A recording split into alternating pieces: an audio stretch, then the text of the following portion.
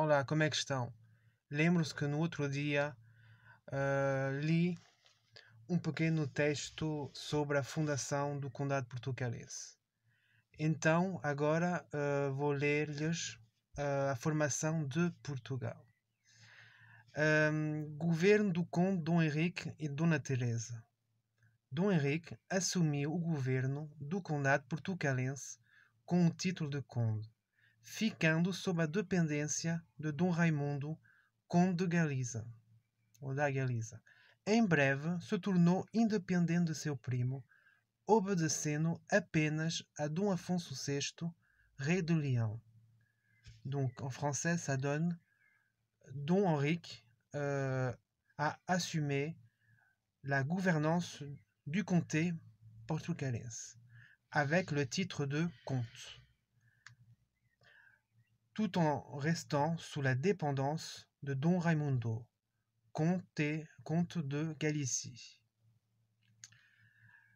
Bientôt, celui-ci devint indépendant de son cousin en obéissant seulement à Dom Afonso VI du nom, roi de Lyon. Par moments, je passe du passé composé au passé simple, mais c'est une lecture, une traduction spontanée, donc il faut essayer de comprendre. Fixou a capital do condado em Guimarães, no Minho, onde estabeleceu a sua corte e administrava o território. Donc il a fixé sa capitale, la capitale du comté, à Guimarães, dans la ville de Guimarães, au Minho. Donc ça, pour traduire ça en français, je préfère laisser ça en portugais. Où il a établi sa cour et il administrait également de là son territoire. No Castelo de Guimarães viveu o conde Dom Henrique e Dona Teresa.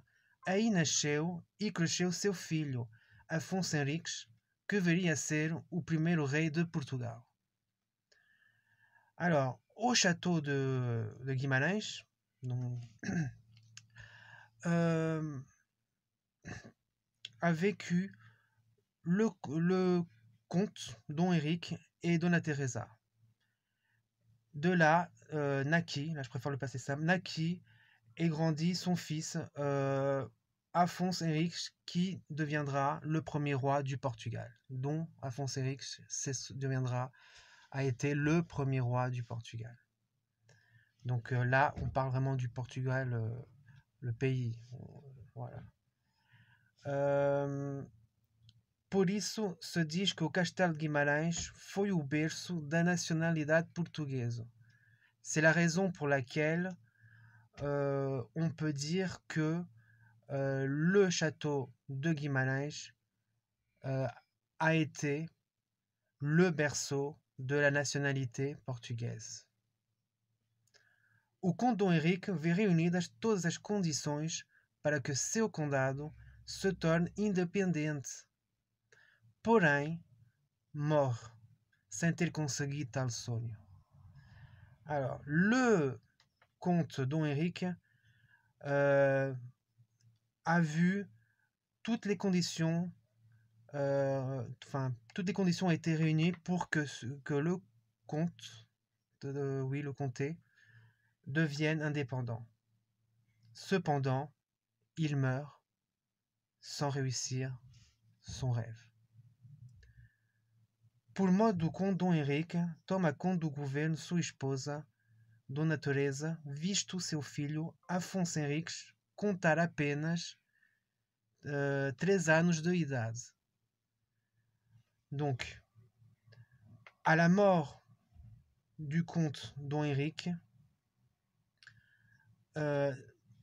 c'est Dona Teresa qui a pris, qui s'est accaparé de la gouvernance de ce comté, hein, puisque son fils Afonso Henriques n'avait que 3 ans. A política de Dona Teresa alimenta os desejos de emancipação de seu marido, mas nada consegue. Alguns fidalgos galegos tomam parte na administração do condado. La politique de Dona Teresa a alimenté beaucoup de désirs d'émancipation, de l'émancipation qu'avait déjà son mari. Mais elle ne réussit rien. Certains nobles galiciens ont pris part à l'administration du comté. Condado, c'est comté en français, donc condá. Isso desgosta aquelas famílias que no tempo do conde Dom Henrique tinham tomado parte ativa no governo das terras portuguesas. Começa então a lavrar uma revolta. Donc, comment on va traduire ça? On va essayer spontanément. Cela dégoûte certaines familles qui, à l'époque de la gouvernance du comte Don Henrique, eux aussi avaient pris parti dans la gouvernance, enfin, une partie active dans la gouvernance des terres portugaises. Bon, ça on pourrait reformuler ça autrement, mais bon, voilà, vous avez compris. Donc jaillit une certaine révolte. Afonso Henriques arma-se cavaleiro. O jovem Afonso Henriques atinge 14 anos de idade e arma-se a si próprio cavaleiro em 1125. Na Catedral de Zamora. Também ele discorda do governo de sua mãe e toma o partido dos vários fidalgos. Dom Afonso VII de Leão, aproveitando as discórdias entre Dona Teresa e seu filho, Dom Afonso Henriques, invade a terra portuguesa e cerca o castelo de Guimarães. Egas Muniz promete ao rei de Leão que Dom Afonso Henriques lhe prestará vassalagem. Donc, Afonso Henriques s'est armé chevalier. Le jeune Afonso Henriques, lorsqu'il atteint 14 ans, il se proclame lui-même chevalier. En 1125, dans la cathédrale, ceci se passa dans la cathédrale de Zamora. Lui aussi n'est pas d'accord avec la gouvernance, la façon de gouverner de sa propre mère. Et il prend position, ou il prit position, là on passe au présent, il prend position, parce que parfois ce manuel passe au présent, du passé au présent. Et prend position en faveur des nobles, de certains nobles. Hein. Dom Afonso VII de Leão, aproveitando a discórdia entre Dona Teresa e seu filho Dom Afonso Henriques, invade a terra portuguesa. Donc Dom Afonso VII du nom, de Lyon, profitant des accords entre Dona Teresa et son fils, Dom Afonso Henriques, envahit la terre portugaise et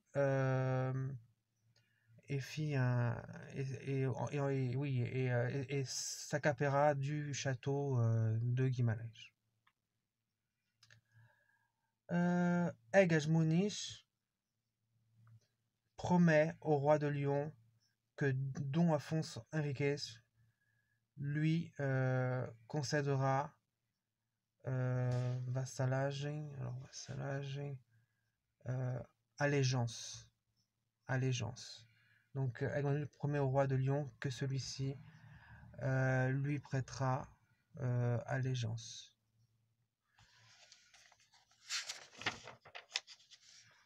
Voilà. Donc,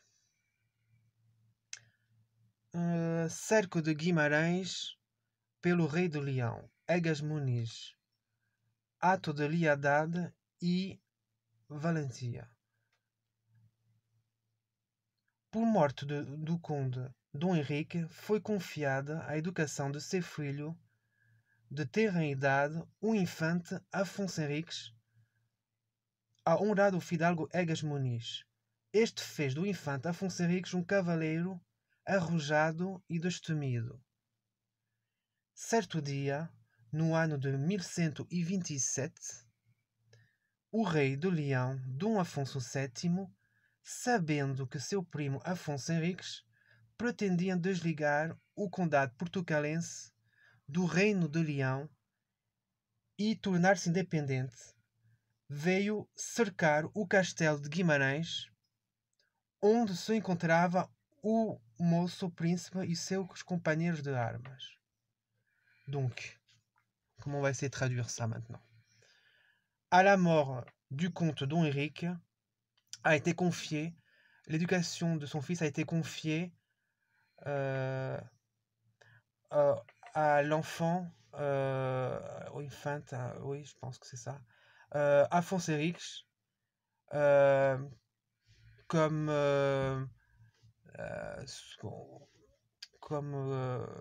a honrar Fidalgo Egas Muniz. Bon, je n'arrive pas à traduire ça.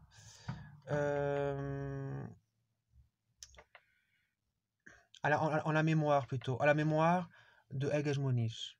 Donc, voilà.